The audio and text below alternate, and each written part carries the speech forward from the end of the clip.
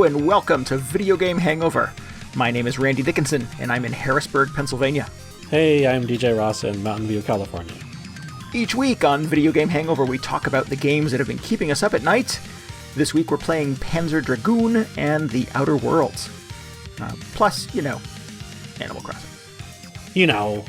That's just how it's going to be. Yep. Mm-hmm. What's new in Animal Crossing? Should we talk about that later? I'll save that for the end, yeah. Okay. Stay tuned. Animal Crossing update. Hemorrhaging listeners. Another week of Animal Crossing. Nobody played Final Fantasy VII Remake? Nobody? No one? Is that out? Did that come out? Did it come out? You haven't had this on your calendar for like months? I have not. No, I didn't play it. It did come out. I had to turn off Google Calendar notifications because it has been the biggest source of stress in my life lately.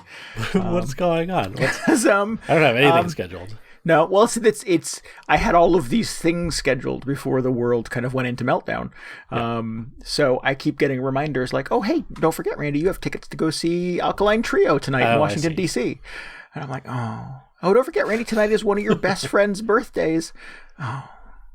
It's, it has been this sort of like occasional reminder of the fun things that I would rather be doing, if I could go outside. Now it's just like, it's Thursday. Time for you to go outside today. It's Thursday. It's time to watch maybe 4 to 6 hours of HGTV.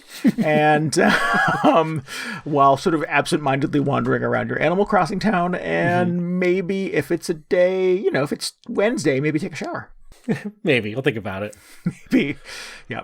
I'm on a strict every other day shower schedule. Ooh. Yeah. Right. Yeah. I have to take a shower every day or I can't function. I'll just be thinking about it all day. I wish I was that person. Yeah. I had to do the math the other day. I was sort of like, how many days has it been since I had a shower? Yep. Whatever works for you, whatever you're comfortable with. Sure. I changed we don't clothes, have to hang out in person, so it's fine.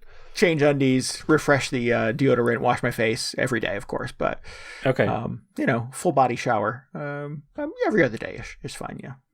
All right. I feel like I take a shower, then I'm in danger of just never getting out of it because like, oh, this is good. This is way better than all that other stuff going on. Some habits you can't break, right? Yeah. I don't have to commute anymore, so I just take that time for other things, which maybe is like a few extra minutes in the shower. I just roll out of bed a little later than usual. Coffee and reflection. Yeah. Yeah. A little shower coffee. I've heard people saying that Animal Crossing is the thing that the only reason they know what day of the week it is anymore. Yes, yeah. Isabel tells me today is Tuesday, April 13th, and I'm like, oh yeah, it is. Or Monday, April 13th. I was like, oh shit, it's Monday. Yeah. At least there's Isabel. Oh, but no Animal Crossing stuff. They'll get that in later. Save it for the end. Yeah. How is your quarantine treating you? You have at least something sort of resembling kind of consistency with a work schedule. Yes. You're working from home, but at least that's kind of keeping you on a calendar, right? Yes, it's a mixed blessing. I'm very fortunate that I still, can go to work virtually, and collect a paycheck once in a while. Although I have to admit, I don't know if I've said this on here, I am jealous to some degree of people who are just like, I don't have a job anymore. I guess I'll just hang out and, watch movies all day. Yeah, yeah. I was unemployed for 5 months in 2012. You know this. And sometimes I think those might have been the happiest 5 months of my life. And it's not a thing. I've been unemployed for some stretches. It's pretty good. It's for not the first socially acceptable to say that out loud. You're supposed to be grateful that you have gainful employment. And I am, of course. I like my job. I like my coworkers. I miss them greatly.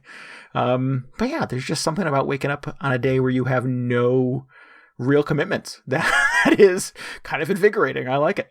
Yeah. Yeah. It's very liberating. You're like, I don't have to do anything. Yeah. But, as my savings account emptied out in the 5th month, it was getting a little scary. Yes, it gets uncomfortable. Yeah. Yeah.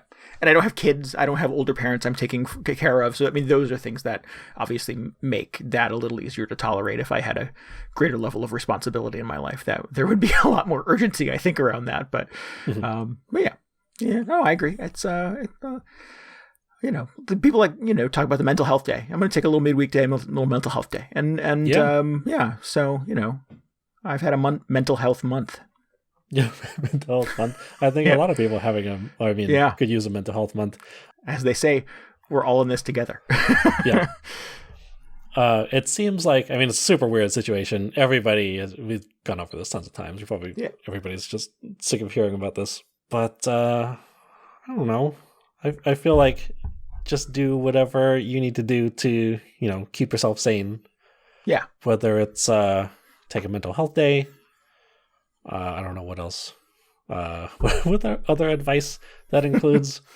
We talk about enjoy a nice self-care. beverage every once in a while. Yeah, practice self-care. Absolutely. Yeah, I'm a big fan of that. Absolutely, and I've tried to inject that in the show over the last couple of years as much as possible. And I think there is some social pressure to be productive. You must still do things during your quarantine. Yeah, I've seen that going around. That I don't know if that's the best advice. Yeah, I think it's a balance, and you have to determine what level of that is appropriate for you. We've been doing stuff. I've been working on the house. I've been taking care of some projects. I cleaned up my office for the first time in a number of years. One of those things where I was sort of like, someday I will have time. Nice. And I gutted my office and shredded about 6,000 pounds of paper. This is like your real office. You haven't just been talking about Animal Crossing for the last not my Animal Crossing office. My home office. Yeah. Okay. Yeah, so, I have been doing some productive things that make me feel accomplished as a homeowner, as a citizen of the planet. But, I have also been sitting on the couch for a number of hours, like I said, watching HGTV and playing video games. So, that balance also fills me up. I'm a fan of those things. Nice. Yeah. I keep seeing these things about, you've got so much free time now. You should be, making something out of yourself, learn a new hobby, or I don't know. And that stuff, I don't think that's doesn't work for everybody. Just do whatever makes you happy and keeps you from getting too stir crazy while everything else is crazy around us. Absolutely. Yeah, you find the sanity where you can, right? Yeah. No, I agree. This is the longest stretch I've gone just cooking every single meal for myself. It's strange. Yeah. I have that sort of in my head too, as I'm like, maybe this is an opportunity for me to start some new habits, break some bad habits. Of me, as every morning hitting Starbucks and getting a coffee and a bagel kind of thing. And maybe if I can break that habit, because it's expensive, it's probably not the most nutritious way to start my day. So yeah, like you said, being able to kind of cook meals from home, one, saves money. Two, I know what goes into all of those things because I made it myself, and it reminds me that I'm occasionally a pretty decent cook, and I like the things that I cook. So yeah, it is a nice little reminder of maybe a skill I'm not using as much as I can, and maybe trying to break that habit of my car on autopilot heading to Starbucks every morning, or Taco Bell in the evening, or whatever. Insert your fast food fix of choice here. So yeah, that's a plus as well. Yeah, I haven't had fast food or soda in, I don't know, whenever this started, over a month at this point. Yeah.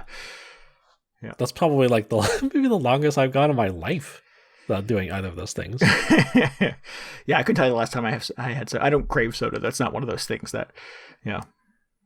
I typically only drink soda when I was ordering something from the drive-thru. So it kind of goes hand in hand. It goes with the fast food, right? Yeah. Yeah. Yep. But I'm just maybe I just don't do that if things get back to normal. Sorry, when things get back to normal. Stay optimistic. Correct. Yep. It'd be nice if Taco Bell was an occasional treat and not the thing that I had, 6 days a week for lunch. Right. Something I realized, I've been thinking man, it's really hitting kind of local restaurants hard. And I've already seen a lot of news about smaller places going out of business. Which is sad and disappointing, and I hope there's something I can do. Something we can all do. But then I just realized, what if the after all this kind of blows over, Taco Bell is the only place left, and then we are just in Demolition Man. It's Demolition Man, yeah. You can find out what the seashells do, at least. That's how that happened. Who knew? Yep. Yeah. No, that would be, and I like Taco Bell, but that would be awful because there are other places I like too. Yeah.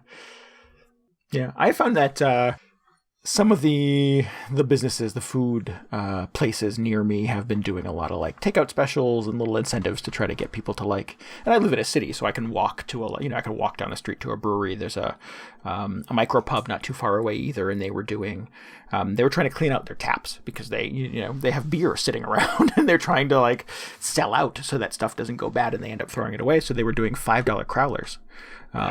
And you could buy up to 6 per person. And I was like, well, there's 2 of us, Sarah. That's so much beer. It's a lot of beer. It's 3 gallons of beer. We did the math. So yeah, last Monday I hiked downtown and picked up 6 crowlers worth of beer for us. And nice. We've been, sipping our way through that for the last week. And they posted on Facebook it's the Fed Tap House in downtown Harrisburg. They posted on Facebook that it was, it was so good to have that money back in the coffers and get their employees to work for the day, and et cetera, et cetera. And I'm like, hey, I did a good thing, and I got 3 gallons of cheap beer. So, yep. So, yeah. Do those things where you can, of course. Yeah. Man, I'm worried about the little tiny indie beer store near me because they are not huge. I don't know if they're classified like if they only sell beer, if that's an essential service, if they're allowed to stay open. But yeah, it seems to be different from state to state, so I'm not sure. Yeah, what level of essentialness it is in California. It would seem pretty essential. Are the weed places open, DJ? Or do you know? Can you get? I don't know. Cannabis. That's a good question, actually. I'm kind of curious. What if you have to have the card? I don't know how any of that stuff works, so I'm just doing a bad job as a Californian. It's still pretty forbidden here in Pennsylvania, unfortunately, so that coolness has not made its way here. Someday. Yeah. But, along the lines of self-care, I have been sampling quite a few video games and playing a little bit of this, a little bit of that. Excellent. Signed up for the Xbox Game Pass because they had a little deal going, and I was like, oh, there's a whole just like bajillion games there for me to kind of sample. Oh, you weren't on this before? I had it for a little while. It seems like they do every now and then. They'll do like you get a month for $1 or get 2 months for $3 or something like that. So I've signed up for 1 or 2 of those little blitzes in the past, and I'll hop in and play some stuff and sample some things, and then it'll run out and they want to charge me $15 a month for it, and I don't use the Xbox enough to justify that $15 a month. But maybe you would if you had this thing. Maybe if I just switched my entire alliance to Xbox and lived off the Game Pass, I don't know. I would miss, things like Animal Crossing and The Last of Us, of course, but those are just 2 games. It is just 2 games. I don't know. I have been pretty surprised and impressed by the list of things that are on the Game Pass, and I've been playing, and I'm not going to talk about it this week. I'm going to get into it a little more next week. Gears of War 5, which is really good, and I'm having a lot of fun with it. I mean, it's a Gears of War game, but it is also a really good Gears of War game. So more on that next week. But the other game that I have been playing quite a bit of is another kind of freebie on Game Pass is The Outer Worlds. And that is not to be confused with The Outer Wilds. And not The Outer Wilds. Okay. Nope. So this is the Outer Worlds is the bigger game. It's the Obsidian first-person shooter / RPG in the vein of things like Fallout. New Vegas, I think, is the previous one that Obsidian made. Sounds about right. Yep. It reminds me a lot of the modern Deus Ex games as well, so I feel like there's some similarity and overlap there. It is a in some ways it is a pretty cookie cutter game of that type. It feels very much like a Fallout. It feels a little kind of over-menued. I feel like everything has... What's the other game that does it? Mass Effect. And I know you're a fan of Mass Effect games, but I feel like those Mass Effect games just have too much information in them. Oh, they have a lot. Like, I will not defend them over that. Yep. There's too many menus. There's too many equips and upgrades and skill trees. There's too many... the codex. There's so much codex. I can't... that is such an easy way to lose me on a game. It's just sort of like, check the codex for more. I'm like, I'm not. If you can't tell me, if you can't have an NPC that explains it to me, I'm just not going to read the codex. Yeah, so the Outer Worlds suffers a little bit from that, but I have found myself kind of roped into it. Actually, having a pretty good time with it. The hook here is that you are a random passenger on a spaceship called the Hope, where you have been put into what was supposed to be a 10-year cryosleep to leave Earth, because Earth is not in a great place, and they are shipping you out to a new corner of the galaxy that is inhabitable, and you represent sort of the best and brightest of the minds. You are kind of the best Earth has to offer, and they're going to put these people on a ship called the New Hope and freeze them and thaw them out in 10 years to start society anew. But your ship sort of disappears. It sort of goes off track, and you wake up 60 years later to find that commercialism and robber barons have kind of ruined the universe, that mega corporations have basically taken the little corner of the galaxy that was supposed to be inhabited by the best and brightest minds that were on the ship, and basically they are run by, Amazon and Apple now. Oh, good. So they are just in a corporate quagmire where each planet is essentially kind of a company town, where everybody is kind of beholden to the mega corporation that owns it, and they are all under the very oppressive thumb of the people that run those organizations. So you come in, and of course, as is kind of par for the course in games like this, you can fix everything. You can run a few errands for the most oppressed, for the saddest of the bunch, to solve all of their problems and liberate them from their corporate overlords. And you go about doing that, and it is this ever sort of expanding network of kind of hand-wringing, kind of comic booky villains that run the towns, that run the corporations, with hard scrabble militia guys who want to recruit you to help them. And the best way to do that is for you to trek across the desert to get a book or something like that will solve all of their problems, or to dismantle a robot that has a part on it that will help you do something, or to override the computer in the factory where all of your best friends are working themselves to death. So you become kind of the liberator of the people. And that requires you to run a ton of errands, a ton of errands. So much so that this game also requires yet another menu to help keep track of all of them. Of course. Yeah. And it's a lot of fetchy stuff. It's a lot of running around, shooting at bad guys, shooting at marauders, shooting at weird monsters that are living out in the world, and just trying to upgrade and collect everything you possibly can. So it is that old chestnut. Are you a big fan of the more recent Fallout games? No, not at all. No. I tried playing 4. I didn't get far with it. I think I tried playing 4 on a too high of a difficulty, and anytime I wandered outside of the confines of the little town that you kind of start in, I just got shredded. I just could not stay alive in that game, and I kind of gave up on it. New Vegas, I think I played that for a little while and just did not stick with it, unfortunately. I do like the Deus Ex games. I've sampled the Mass Effect games and not really got into those. So this type of game, this first-person RPG sci-fi thing, is pretty miss for me. I think outside of the Deus Ex games, and those tend to have a bigger emphasis on stealth. And I think maybe that's probably why those resonated with me.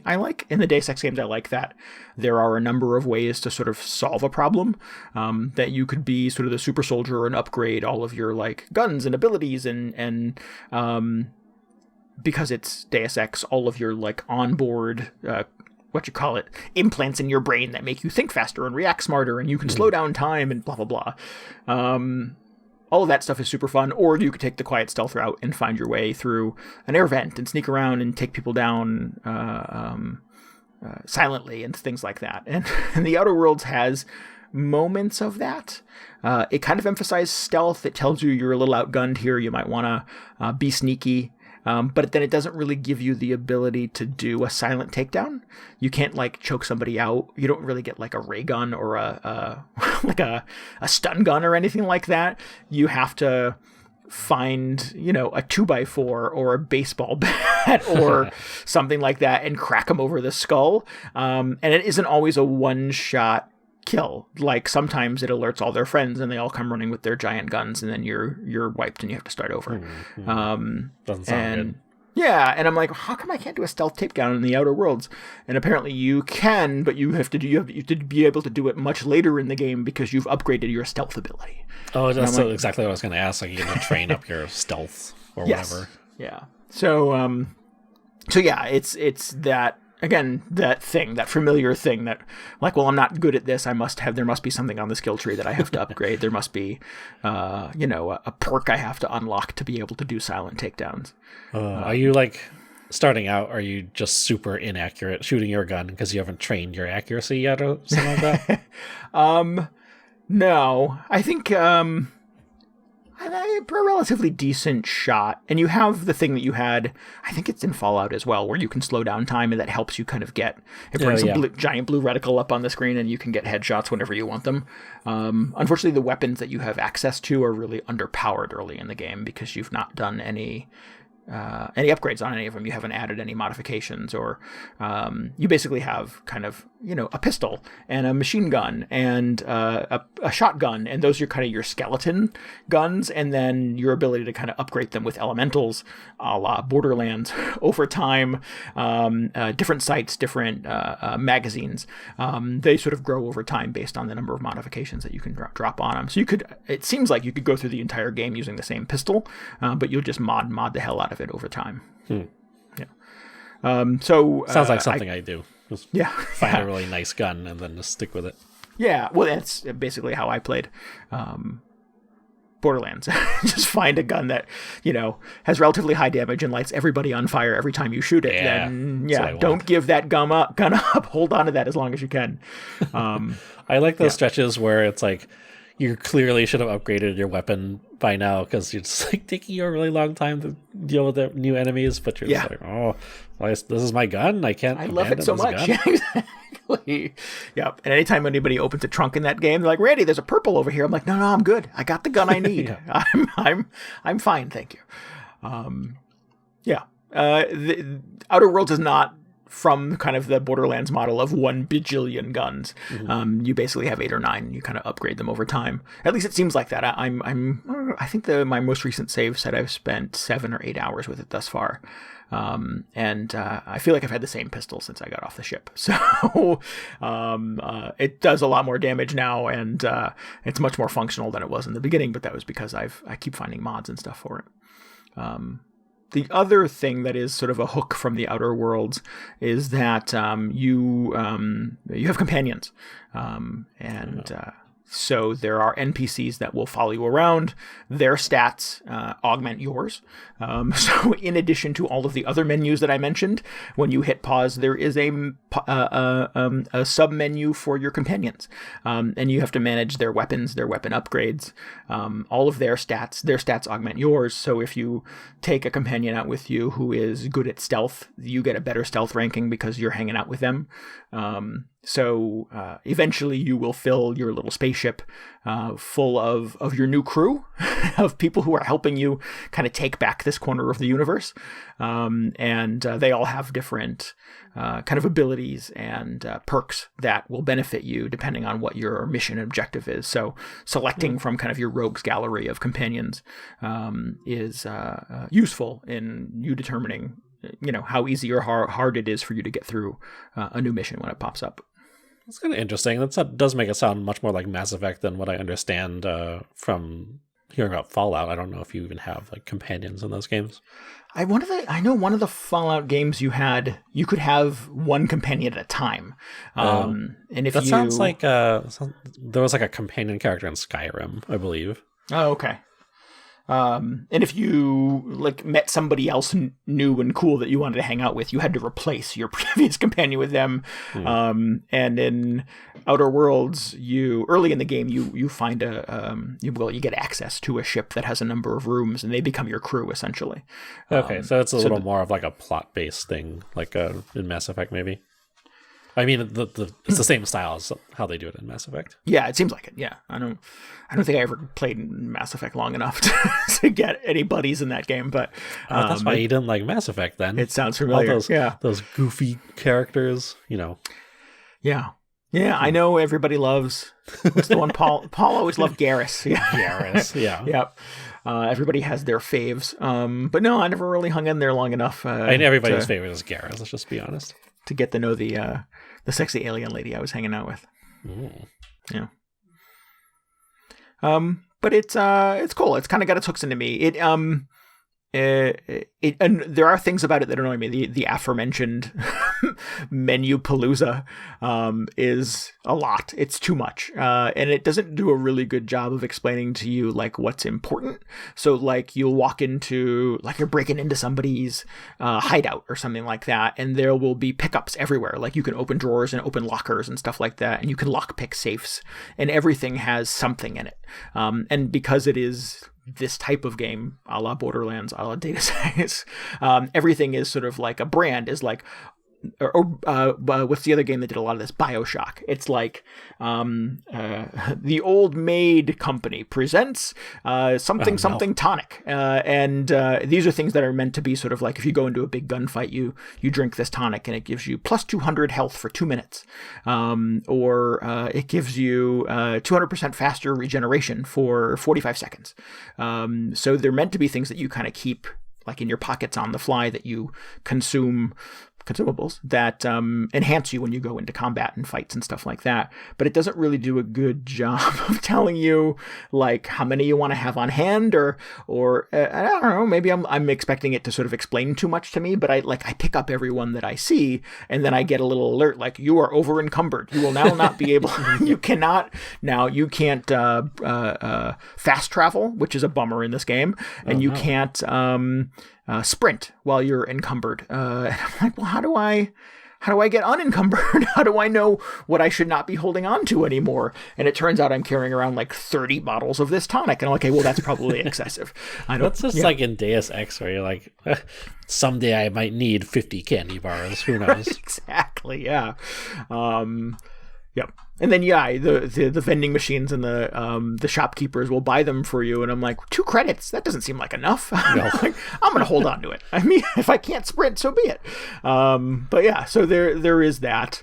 Yeah, I don't know. It feels real sterile too, and I think I remember sort of having this observation with New Vegas as well, is that like you go into on the first planet that you land and you go into this kind of walled city. Essentially it is kind of the wilds outside, and they've built this cannery factory, and they are digging up these poor critters from around the planet and turning them into a canned product, a meat product that you can sell, and everybody in the town is sick because they only eat this meat product. And as a veggie person, that is immensely gratifying for me. But what was my point? I had a point. Oh, is that it's supposed to be sort of like the town where everybody lives who works in the factory. Mm-hmm. But like there's like 2 people wandering around the streets. There's like you walk into the factory and it's supposed to be this giant factory room where everybody's working on the assembly line, and there's like 3 employees and nobody at the front desk. And I'm like, I don't know if we're making concessions to like the computing power of the Xbox here, or if it's just underpeopled, but it doesn't feel like a world where a lot of people live. It just feels real kind of sparse, and everybody that you talk to is relevant to the plot in some way. It's not sort of peopled in a way that makes it feel alive. It just makes it feel in service of moving the plot along and giving you enough sort of nuggets of information to be able to move forward to your next objective. That's tough. That's really disappointing. Like whenever you go to a large city or just any large kind of densely populated setting in a game, and you can tell it's just like the hardware would have too much trouble rendering enough people that are like the appropriate number of people. Yeah. I'm like, it's so exciting when a game manages to at least pull that off, or like create the illusion that there are a correct number of inhabitants somewhere. But it's that you're in a metropolis that is actually, or like there are, in Grand Theft Auto, there are like no cars on the road, and when there's a car, it's like the same model of car driving around. It kind of pulls you out of it a little bit. Yeah. Yeah, I mean, again, maybe being needlessly nitpicky, and maybe the attempt at from the developer's perspective here was to just make sure that you didn't have to like look at a room of 50 people to try to figure out who the important person is to talk to move the story forward. So that they, if there's a guy standing out in front of the barbershop downtown, you got to talk to that guy because he's the only guy on the street. And if you don't talk to him, you're probably not going to get the relevant information you need about what's going on inside the barbershop. Just put a big glowing exclamation point over their head. That's worked in the past. Yeah. Yeah. Or some games will do the thing where the NPC will pursue you. They'll like, hey, Randy, come over here. I have something I have to tell you. And that is sort of your little indicator that this character is important. They have information to share. Or hey, stranger, I hear you're looking into this thing going on at the cannery. Games have done that in the past. I can't think of one that does right now, but I remember that being a thing. I think, I like kind of the anti-corporate overlord shtick of it, and there's some funny dialogue. It's sort of like darkly humorous. So I dig some of the writing in it and some of the characters. I like the companion thing. I think that's fun, sort of being able to kind of scroll through people's abilities and figure out who is best to bring with me on this, this jailbreak I'm attempting to do or whatever my next objective is. And they all have their own little personalities and they all have their own backstories and stuff like that. And so I have a character who is sort of a female engineer. She's the first companion you get, named Parvati, and she's never seen anything outside of the planet. This character. Oh, okay. She was born on the planet. She's never seen kind of the universe as a whole. So the first time she gets on your ship, she's like, "Oh my God, you have a spaceship!" So she's just sort of this bright-eyed take on everything that you sort of take for granted in sci-fi. Everything is sort of like, "Oh my God, you have a robot! This is so cool!" So she's kind of fun. And there's another character who's called the Vicar, and he's sort of this grizzled preacher man. He's got a sort of a dark and mysterious past, and for somebody who is a priest, he's a surprisingly good crack shot, and is good to have on your team when you need backup firepower. And you get little nuggets of his story and his backstory over time too. And it's just I don't know. It feels a little noir. It feels a little dark and humorous, and I kind of dig that kind of writing and that perspective too. So. It's a bit of a mixed bag, but I've had fun kind of sticking with it. I wish some of the weird edges of this thing were filed off. I wish some producer somewhere had gone, "There's way too many menus in this game, guys. We gotta take some of this crap out." But maybe there's a gamer out there that is there for that lives for those kinds of things. I'm just not feeling it at all. Well, that's interesting that you kind of describe it that way, because it makes it sound a little bit more like Mass Effect than I was expecting. I really just thought this was like kind of a spiritual successor to Fallout New Vegas, or just any of the kind of recent Fallout games. I think it's the easy way to go, obviously, given kind of the lineage of the developer, obviously. Yeah, and it wasn't one of the original creators. I think it was like one of the creators of the original Fallouts, which were not really in the same style at all. Came up with this. I could be mistaken, but then that I don't know. The Obsidian was the developer on New Vegas. Right. So it's kind of an interesting cross-generational combination of both those things are true. Yeah. But like the new Fallouts has not really appealed to me. So I saw this and I just thought, that's for those, Fallout fans or whatever. But I like a decent Mass Effect game. Maybe I would enjoy parts of this. Yeah. Well, get yourself Xbox Game Pass, DJ, and you can sample this as long as you have the hard drive space. Yeah, that's a question. Is this exclusive to Xbox? This is on PC in some form, I believe. It might be like an Epic thing. I don't know if it's on PC. I know it's on PS4 and Xbox. It is actually coming out for the Switch in June. No, it's not. What? Yeah, coming to the Switch. So those cities will be even less populated, I think. Although the developer, the house essentially that is doing the Switch version of The Outer Worlds, I just read today, is the crew that keeps doing the Wolfenstein games and the Doom games as they come out on the Switch. The Black Magic practitioners or whatever. They're able to sort of summon the voodoo required to make a good game like that, a crazy game like that, a graphically intensive game like that run on the Switch. Yeah. They are also handling the port of the Outer Worlds for the Switch, so there may be room for optimism there. I got about 4 or 5 hours into this, and I was like, geez, I really wish I was playing this on the Switch, but I'm not playing those 5 hours over again. So, yeah, and I don't want to wait till June. So, yeah, the Outer Worlds has been, I'm a pleasant surprise. I'm glad I didn't spend $60 on it, but your mileage may vary on that dollar amount. For me, my little $1 sampler of the Xbox Game Pass this has been a delightful discovery.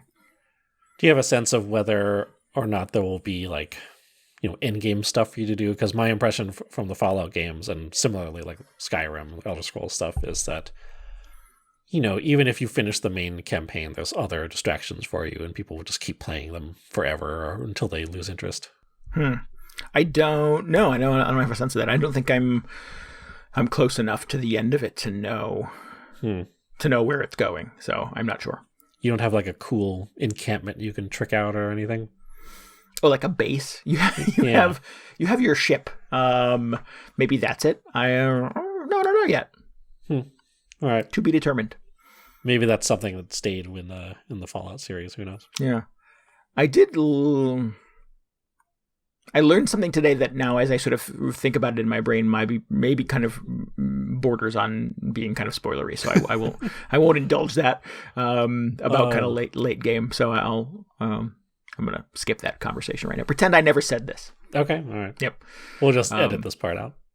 But it doesn't quite answer your question. So no, I don't know what the post-apocalyptic version, the end game scenario is in this. I'm still kind of in the early game, I think. Well, it sounds like it's a slightly different situation than Fallout would be anyway, because you go to a bunch of different planets in this, and I believe all the Fallout games take place kind of in one region. So I feel like it would be easier to have some kind of central base to maintain in those.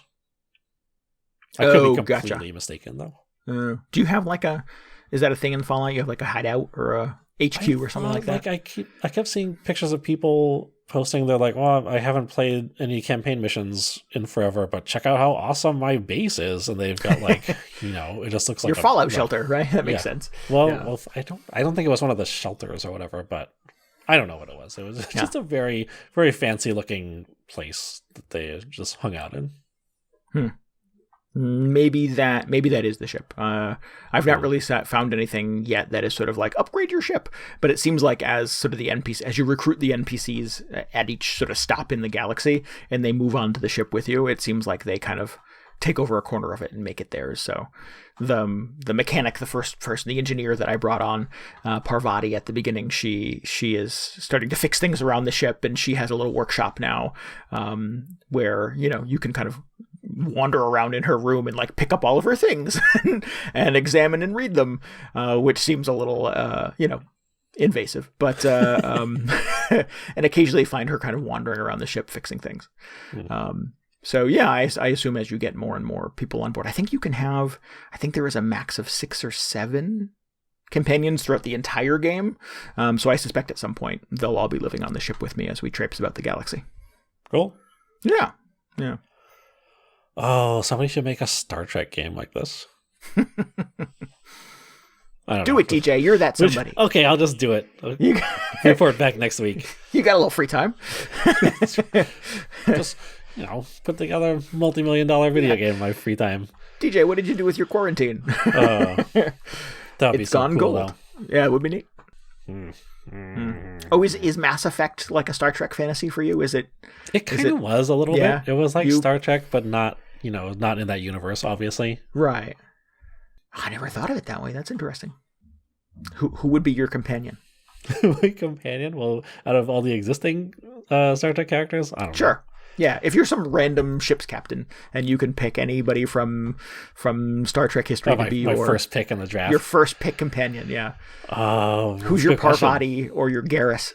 Probably have to go with Commander Data. He's pretty good. And just a fountain of useful information. Yeah. Man, that's going down a rabbit hole. Don't want to get sidetracked there. Who would you pick? Who's your first officer? I truly I don't know. I don't know if I know enough Star Trek to go that way. No, just springing that on you to see how you react. That was Zachary Quinto. Zachary Quinto is Spock. Gross. No, I don't know. I'm on the record as liking those new Star Trek movies. I think they're a good time. I think he is not a good Spock. I can't tell if maybe he's doing a great job, but they did not write a good Spock for those movies. Winona Ryder as Spock's mom. Okay, I'll accept it. I'll allow it.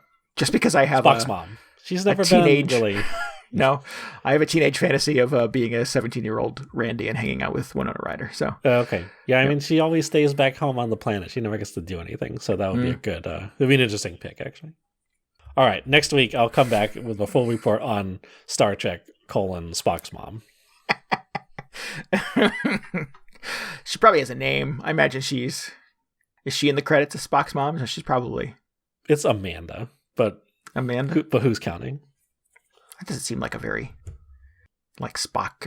I don't know. What she's human, Randy. She has a human name. Right. She's a human mom. Come on. Right. And I knew this too because that's in the movie. They make fun of Spock because he's got a human mom. That's true. Yeah. Oh, okay. Yep. Let's put this behind us.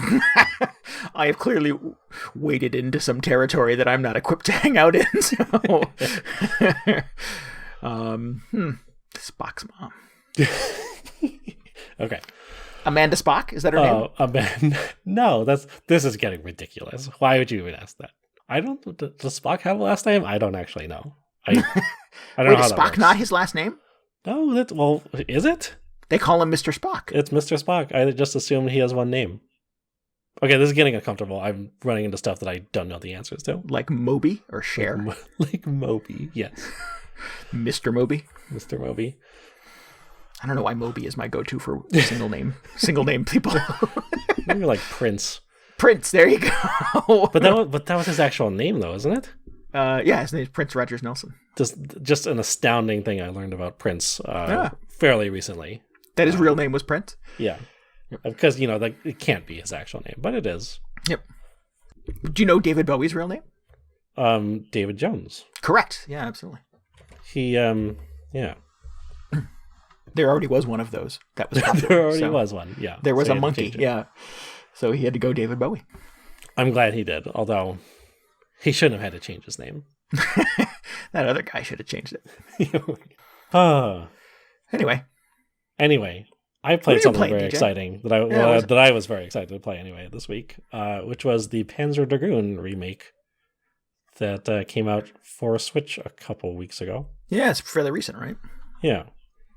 This is a kind of a famous Saturn game for the Sega Saturn that I never played because I didn't own a Saturn. But every time I went to a Toys R Us or a electronics boutique or whatever, in that era, they'd have it running on the demo station. They'd be like, "Ooh, what's this mysterious game?" I play a little bit, but that was up until this point. That had really been my only exposure to this. Yeah. I know of this series because I guess one of the sequels, Panzer Dragoon Orta, came out for the original Xbox back in the day, and I remember back when you bought a video game console and sometimes it would come with a game or two. The version of the Xbox that I bought came with Panzer Dragoon Orta and Jet Set Radio Future. Wow, that's a very exciting. Those are both exciting pack-ins. Yeah, and not really Randy games at the time, and I liked both of those games. I thought I didn't get as far with Panzer Dragoon because it was harder, but I spent a lot of time with Jet Set Radio. And those were not two things that, whatever year that was, my gaming brain was prepared for. So I'm curious what sort of the history of this was. So what version of remake is this? Is it kind of like an HD remaster, or is it? It is. That's an interesting question. That has a more complicated answer than you're probably expecting. I forgot that I played Panzer Dragoon Orta at some point, which is weird because I never played the original. Because it wasn't really accessible for a long time. Ironically, I think there was a version of it, like you could play the original in Panzer Dragoon Orta, but not if you were playing it on an Xbox 360, which is where I played it. So I was just like, I will just forever be denied playing this game that looks very fun. Until they made this remake, so I was very happy when they announced it. It seems like for the most part, it is trying to be just a cleaned up version of the original, which was kind of a rail shooter. Your character is riding on the back of a dragon and shooting down enemies as they fly at the screen. It's very much like Rez, if you've played that, or what was the game that came out that was also kind of Rez? Child of Eden. Oh, right, yeah. I feel like I'm missing one more. It's a little bit like Star Fox might be a more popular comparison because you're just like flying down a corridor essentially and shooting down enemies. And it looks like they really just tried to take the Saturn version and update it so it like runs on new hardware and like looks a little cleaned up and runs in HD and all that. Oh, okay. Without making any significant changes to it. So it's original code. It's not like the Spyro games where it's sort of new from the ground up kind of thing. I don't know if it was this game, but there was one of the Panzer Dragoon games where they just lost the source code to it. That might have been there was like an RPG at some point. Maybe it just happened with every Panzer Dragoon game because it seems like it happened with a lot of games in that era. People should hold on to these things. They should. They didn't realize like, oh man, video games are going to get super popular. Yeah. We should be archiving this stuff. But, so I don't know if that happened with this game. I get the impression that they had to rebuild a lot of it, though. So it's not, it wouldn't be just a quick kind of, copy these files over here and suddenly it runs on the Switch. Yeah. So they've done quite a bit of work. And, man, so being someone who'd never really played or spent a lot of time with the original, I was just, as soon as this came out, because they kind of like surprise dropped it after a Nintendo Direct. Right. I was like checking out all the threads of people's reactions, like all the Panzer Dragoon fans trying to figure out, is this, do they do a good job of this thing? It looks, to me, it looks like how I remember Panzer Dragoon for the most part. But I'm not the authority on that. Mm-hmm. And I have seen probably every possible reaction to this game. They're like, oh man, they did a great job. It's just how I remember playing it. There are other people saying, this is terrible. This is really disappointing. I play the original all the time and this just does not compare to it. So that was not helpful whatsoever. But eventually I just decided to, take the plunge and check it out. And for the most part, it plays like how I imagine Panzer Dragoon would play. It's very much in that kind of Star Fox or Rez mold. Like I said, you're on the dragon, you shoot down enemies, you lock onto them occasionally and shoot out your homing laser. What's the game that I'm imagining that plays? Oh, the Kid Icarus on the 3DS. Yeah, a little bit. Yeah. Sure. Maybe that's a weird a weird go-to, but I don't know, I've not played a lot of other games like this, I guess. No, that makes sense, actually. It's a weird go-to just because that game itself was a little bit weird. It doesn't really compare to a lot of games, but there are least of all more distant comparisons you could have made. Previous Kid Icarus games, yeah. Yeah, no, that's for sure. Jeez. So I had a good time with it. I think, like I said, I'm not a huge Panzer Dragoon authority. I'm not an authority in by any means, rather. I was kind of surprised at the first level. I remember the very first level because that was the level that was on all the demo units very distinctly because it was like very bright blue skies and like really like crystal clear blue water that you're flying over as these enemies approach you. So I have this really distinct memory of how the stage looked and kind of the overall atmosphere of it. And when you load up this remake, that first stage is now, it's kind of like taking place almost at sunset, so that the colors are very different. It's not the vibrant blues that I remember from the original, which to me seems questionable. So that's why I don't want to come out and just be like, oh, this is a very faithful 1-to-1 remake of the original. It feels like they have gone in and taken some liberties. I don't know if that was like just from an art design standpoint, even. Yeah, art direction, so yeah. I don't know whether if that was sort of the plan all along, or they thought this is how they always wanted the stage to look. This is not the original team that handled the remake. Obviously, this is a new developer. So that was a little strange. But playing through the rest of the game, I haven't really seen the rest of the game, so I couldn't comment on how faithful the rest of it is to the original. Did you pull it up the original on YouTube or something just to make sure that it wasn't a faulty memory? I looked at the first stage, and it is definitely very different. Oh, okay. I have a harder time comparing the rest of the stages, but I kind of just assume maybe they've made minor tweaks to the rest of it as well. Right. So that's a little strange. But for the most part, I had a good time playing the game. It plays very much like a game that came out in 1995, for better or for worse. It's a very simple premise. They don't load you down with a bunch of story or exposition at the start. It basically there's a fun intro movie. Actually, a surprisingly long intro cinematic, which probably would have blown people's minds back in 1995. But they're like, get on this dragon, chase down this other dragon before he does something terrible. And I was like, great, that's all you need to tell me. I will get right on that. And then you go through a bunch of levels, you fight some bosses, and you eventually chase down this dragon. It doesn't. They haven't really updated the the gameplay as far as I can tell from the original version. So make of that what you will. Maybe if you're not accustomed to playing retro games from that era, maybe there are some things that won't click with you as well. It's fairly difficult in parts. Because it's a kind of well, you're flying, of course, but there's a bullet hell thing where you have a lot of things kind of coming at you, and you have to sort of avoid them, right? You have to fly around them. A little bit. It doesn't really get too hectic, although there are definitely places where it helps if you're able to shoot down all the enemies flying at you, because otherwise they'll just attack you relentlessly. Mm-hmm. I found myself thinking, after I sort of made the Star Fox connection in my head, I thought, it would be more interesting maybe if there was more of a flying component to it, because for the most part you are just targeting stuff to shoot with your weapon, and there's not a lot of piloting that you really need to do, flying around obstacles and things.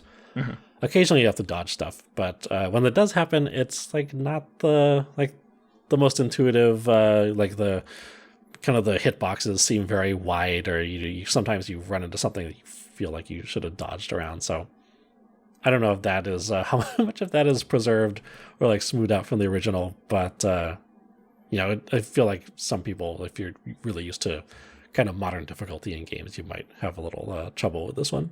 Mm-hmm. But I enjoyed it. I was very glad that I finally got to play it. Cool. So yeah. 1995. This is an old game. Yeah. I mean, it looks great. They did a very good job of kind of updating all the 3D models and everything.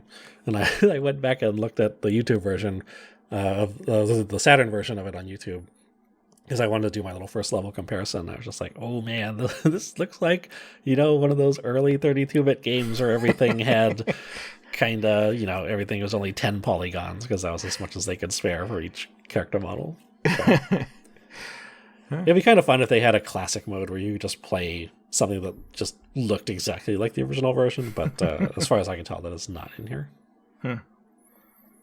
Well, cool. What a random series to kind of resurrect. I had not really thought about Panzer Dragoon in a very, very long time, and it popped up on that Direct, and I was like, wow, that game, holy cow. Yeah, I think that took a lot of people by surprise. Yeah. I think I forget, there was some announcement years ago that they were working on a remake of Panzer Dragoon 1 and 2. I just don't think people expected it to pop up in that Direct, so maybe they're maybe it was at the point where people were thinking, oh, what happened to those remakes? They announced it, back then. And then it just kind of magically appeared. I don't know what happened to that remake of Panzer Dragoon 2. Maybe that will pop up in another direct a few months. Wait to see how this one does. Yeah. Yeah. Cool. Because I like one of the other impressions that I read from people like Panzer Dragoon fans who had played this was like, the original game like wasn't that great to begin with. 2 was really where it got super good. So kind of makes me excited that maybe that remake will come out someday. 2 someday we'll see the light of day. Yeah. Cool. Because I really like to kind of track the if the second one's better than the first one, then sure, I'll check it out. Excellent. I think it's coming to more platforms at some point, like PC at least, maybe PS4, Xbox. One of the biggest reservations I heard from people who checked it out is that even though the trailer they showed off during the Nintendo Direct, like immediately before it came out, was 60 frames a second, the actual game is like 30 frames per second. Sometimes it like dips a little bit, which is like it's a little misleading. It's not the footage they're showing off. Does it play well though, or do you find that it's sluggish? I thought it was fine. Yeah. I mean, I know people who are just like, I can't play anything at less than 60 frames a second. In which case, don't get this version. Right. Wait for the PC version. Oh, and by the way, I'm going to unfollow you on Twitter now. Thank you. Don't even get me started on that. I can't, yeah. I can't have you in my feed with that kind of information. Yeah. But, it was okay.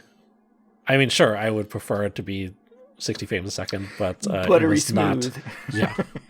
Did not detract from my enjoyment of this. Well, good. Excellent. Still, I'm a little surprised. I'm like, they couldn't, 30 is the best you can do for this one? This 25-year-old game? Okay. It's an old game, yeah. You think you'd be cranking out the frames. 90 frames per second. Push that baby up to 120. There you go. Cool. Well, now I want a remake of Jet Set Radio. That would be a bit... Well, no, you don't. Maybe you want Jet Set Radio Future. Future, yeah. Yeah. They did a remake of Jet Set Radio, and let me tell you, that game has not aged well. No. Soundtrack's still unbelievable. Oh, yeah, so the soundtrack's a banger. Absolutely. Playing it is a rough proposition.